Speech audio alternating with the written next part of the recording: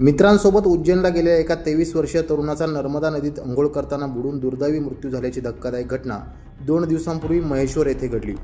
ऋतिक मंडलिक असं मृत्यू झालेल्या तरुणाचं नाव आहे। ऋतिक हा संगमनेर तालुक्यातील रायतेवाडी येथील रहिवासी होता। याबाबत मिळालेली सविस्तर माहिती अशी की ऋतिक शुक्रवारी रात्री 10 वाजता आपल्या मित्रांसोबत उज्जैनला देवदर्शनासाठी गेला होता। पहाटे महेश्वर येथे पोहोचल्यानंतर ते नर्मदा नदीमध्ये अंघोळीसाठी गेले। यावेळी अंघोळ करताना पाण्याचा अंदाज न आल्याने तो बुडाला। दरम्यान त्याच्यासोबत असलेल्या मित्रांनी त्यास उपचारासाठी तात्काळ जवळच्या रुग्णालयात नेलं, मात्र वैद्यकीय अधिकाऱ्यांनी तपासून त्यास मृत घोषित केलं। या प्रकरणी महेश्वर पोलीस ठाण्यात अकस्मात मृत्यूची नोंद करण्यात आली असून पुढील तपास महेश्वर पोलीस करत आहे।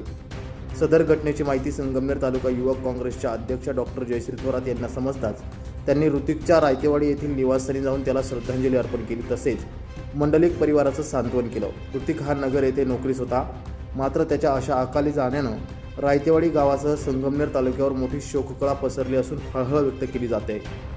नवतेज महाराष्ट्र ब्युरो, महेश्वर।